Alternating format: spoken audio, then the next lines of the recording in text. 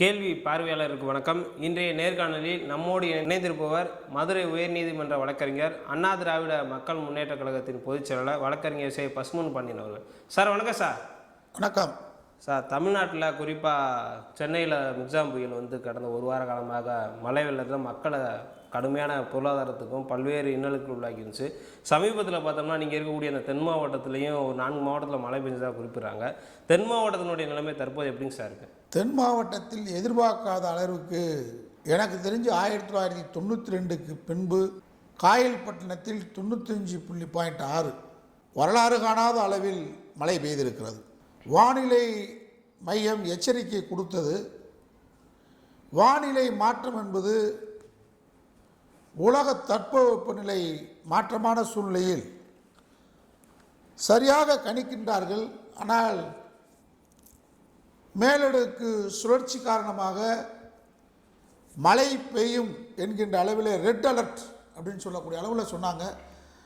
95% போகும், 66% போகுன்றது அவங்க ரெட் அலர்ட்னால எவ்வளவுன்னு சொல்ல முடியாத அளவுக்கு போயிடும் அப்படின்ற மாதிரி அவங்க வானிலை ஆராய்ச்சி மையத்தினர் சொல்கிறார்கள்.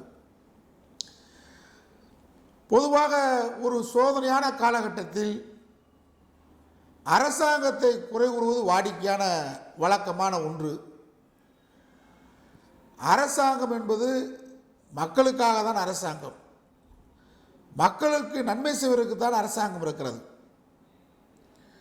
நீங்கள் 2015 சென்னையில் ஏற்பட்ட அந்த வெள்ள பேரழிவுக்கு பின்பாக திராவிட முன்னேற்ற கழகத்துடைய அரசு, நம்முடைய மாண்புமிகு முதலமைச்சர் தளபதி அவர்கள் பொறுப்பேற்றதுக்கு பின்பாக சில பேர் 4500 கோடி எங்கே காணா, என்னமோ 4500 கோடி ரூபாய் ஆட்டை போட்டது மாதிரி பேசுகிறான். ஆனால் அங்கே திட்டமிட்ட பணி நடைபெற்றிருக்கிறது. அதாவது இப்போ கொருக்குப்பேட்டை, ஆர்கே நகர், அதை போன்று குளத்தூர், முடிச்சூர், தாம்பரம், வரராஜபுரம், வேளச்சேரி, சோழிங்கநல்லூர், இதெல்லாம் வளர்ந்த பகுதி சென்னையில். அப்போ வளர்ந்த பகுதியில் அங்கேருந்து கடலுக்கு கொண்டு வரக்கூடிய முகத்துவாரத்துக்கு கொண்டு வரக்கூடிய இணைப்பு துண்டிக்கப்பட்டிருந்தது.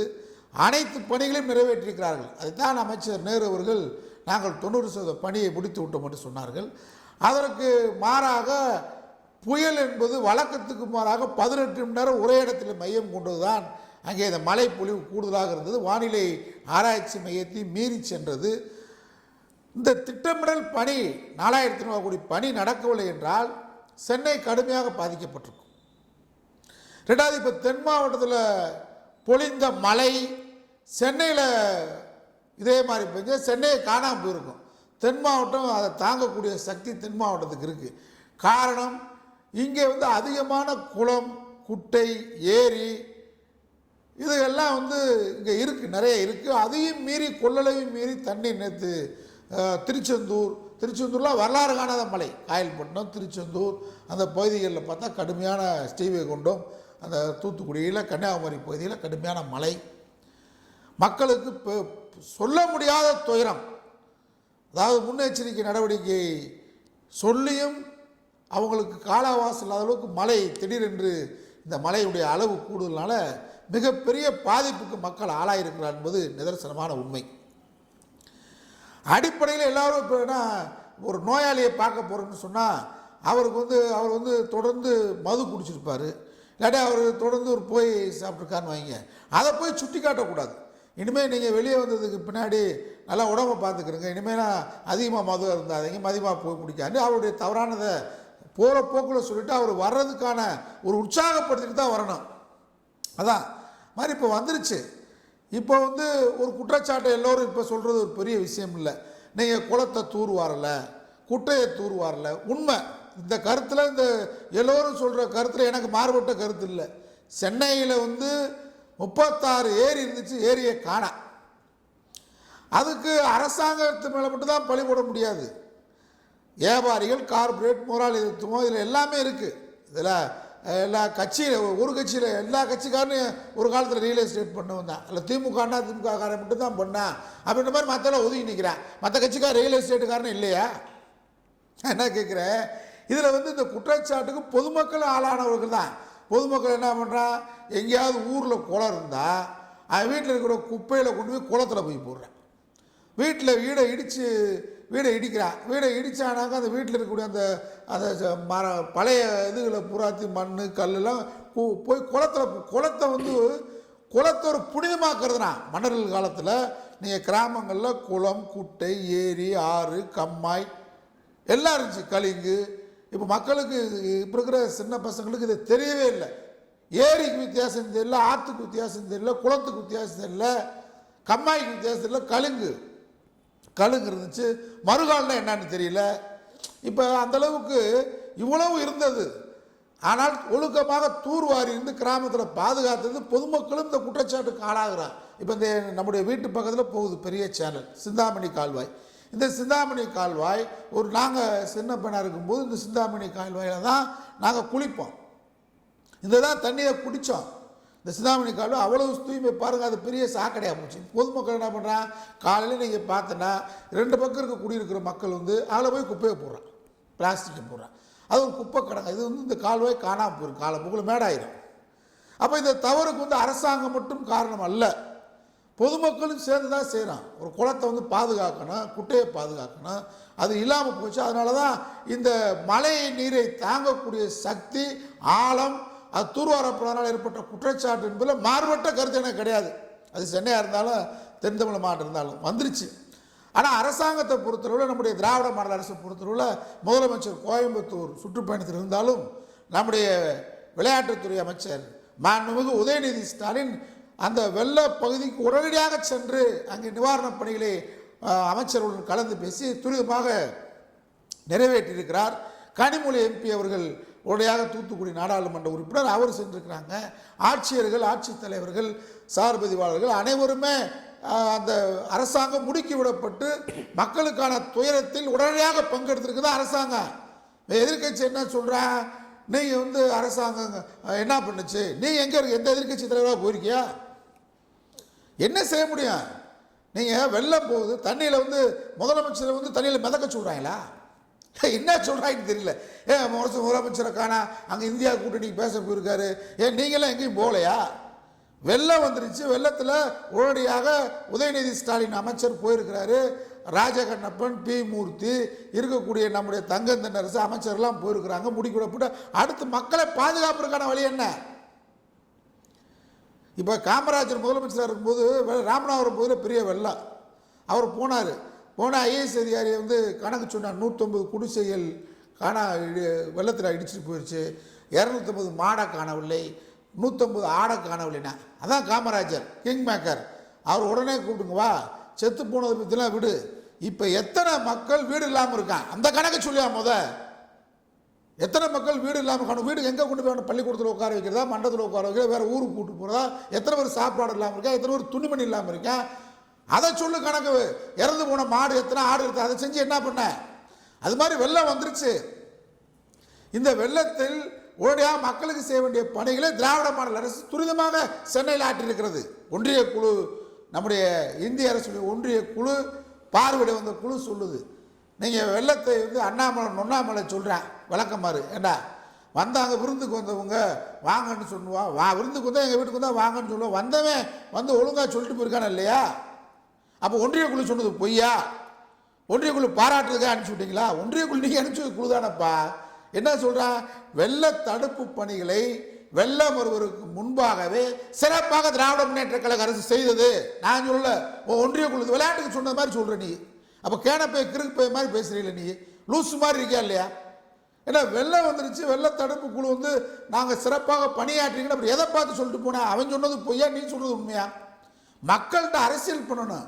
எப்படி அரசியல் பண்ணணும்னு கேட்டால், இந்த வெள்ள தடுப்பு பணிகளில் திராவிட முன்னேற்ற கழக அரசு சுணக்கம் காட்டினால் சுட்டி காட்ட வேண்டும், கண்டிக்க வேண்டும்.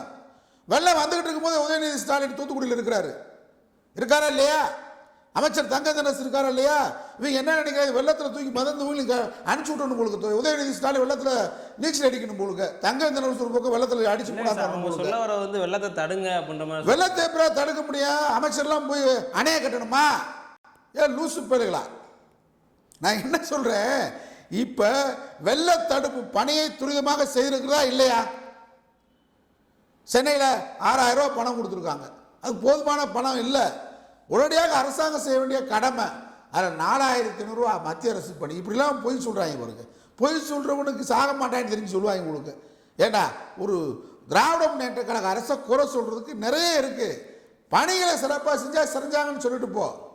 இன்னைக்கு தென் மாவட்டங்கள் மிகப்பெரிய எதிர்பார்க்காத அளவுக்கு வானிலை மையமே சொல்ல முடியாத அளவுக்கு பெரிய பாதிப்பு ஏற்பட்டிருக்கு. எனக்கு தெரிஞ்சு 92க்கு முன்னாடி மிகப்பெரிய பாதிப்பு. இந்த பாதிப்பை சரி கட்டணும்டா போய் கன்னியாகுமரி மம்முட்டி எடுத்துகிட்டு உதயநிதி நிப்பாட்டணுமா? என்ன சொல்ல வர்றீங்க? பணிகளை சிறப்பாக செஞ்சுட்டு இருக்காங்க இல்லையா? களத்தில் நிற்கிறாங்களா இல்லையா? களத்தில் நிற்கிறாங்கன்னா அவங்க வெள்ளத்தில் தூக்கி போடணும் போலுங்க, அதில் மிதக்கணும் போலுங்க மந்திரிகள்லாம். என்ன லூசுத்தனமான பேச்சாக இருக்குது. அதனால் இந்த எதிர்காலத்தில் நம்ம செய்ய வேண்டிய கடமை என்னன்னு கேட்டால் தூர்வாரணும். காணாமல் போன குட்டையில் கண்டுபிடிங்க, காணாமல் போன ஆறை கண்டுபிடிக்கணும், தூர்வாரணும். பொதுமக்கள் ஆற்றங்கரையில் இருக்கிறத அனுமதிக்காதீங்க, வேற இடம் அவங்களுக்கு கொடுங்க. குளத்தை ஆக்கிரமிச்சிருக்கான், கம்மாயை ஆக்கிரமிச்சிருக்கான். மக்களுக்கு அந்த விழிப்புணர்ச்சி இல்லை. காலியாக இருந்தால் அங்கே போய் குடிசையை போட்டுறது, கடையை போட்டுறது, காலியாக இருக்கிற இடத்துல கூட குப்பையை கூட்டுறது. இது மாதிரியான விழிப்புணர்ச்சிகளை எதிர்காலத்தில் அரசாங்கம் செய்யணும். எல்லோரும் செய்த தவறு தான். ரியல் எஸ்டேட் யார் பண்ணா? திராவிட முன்னேற்ற கழக வட்டச்செயலாளர் மட்டும் பண்ணாரா? அதிமுக பொதுச் செயலாளர் மட்டும் பண்ணாரா? காங்கிரஸுக்காரன் பண்ணலையா? கம்யூனிஸ்ட் பண்ணலையா? விடுதலை சிறுத்தைகள் பண்ணலையா? எங்க கட்சி சாருக்கார பண்ணலையா? எல்லா கட்சியும் சேர்ந்த அது தலைவர்களுடைய நாலேஜோட பண்ணுறாங்க. தலைவர்களுக்கு தெரியுமா? அவன் ஒரு கட்சியில் இருக்கிறான், பண்ணுவான், அதுக்கு அனுமதி கொடுத்து அரசாங்கத்தில் கூடிய ஆளுகள் லஞ்சம் வாங்கிட்டு கொடுத்துருப்பான். இதை எல்லா கட்சியுமே விழிப்புணர்ச்சியாக கொண்டு வரணும். தலைவர்கள் மேலே அந்த கட்சியை பழி போட முடியாது, அந்த கட்சியை குறை சொல்ல முடியாது, தலைவர்களை சொல்ல முடியாது. அந்த கட்சியில் இருக்கிறவன் கடைக்கோடு இருக்கிறவருக்கு இந்த வேலையை பார்த்துருப்பான். இதில் எல்லா கட்சியும் விதிவிலக்கு இல்லை. பாஜக காரன் போடலையா? ரியல் எஸ்டேட் பண்ணவே இல்லையா? ஃப்ராட் ரியல் எஸ்டேட் பண்ண பூரா பாஜக தான் இருக்கேன் அப்படி பார்த்தா.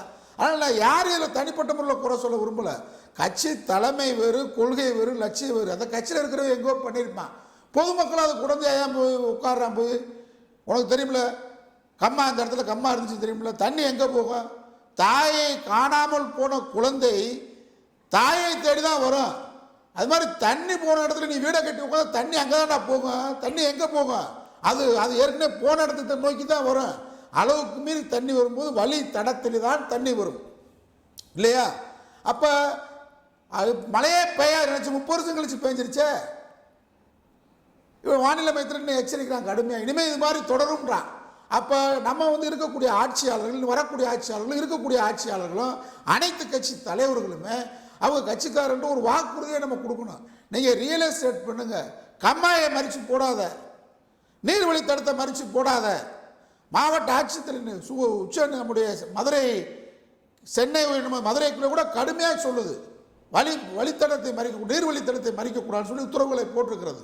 அதனால் நான் என்ன சொல்ல வரேன்னு கேட்டால், தென் மாவட்டங்கள் இன்றைக்கு ஏற்பட்டு மிக்ஜாம் புயலுக்கு பின்னாடி அந்த மாவட்டங்கள் போச்சு. காஞ்சிபுரம், திருவள்ளூர், நம்முடைய சென்னை, செங்கல்பட்டு கடுமையாக பாதிக்கப்பட்டது.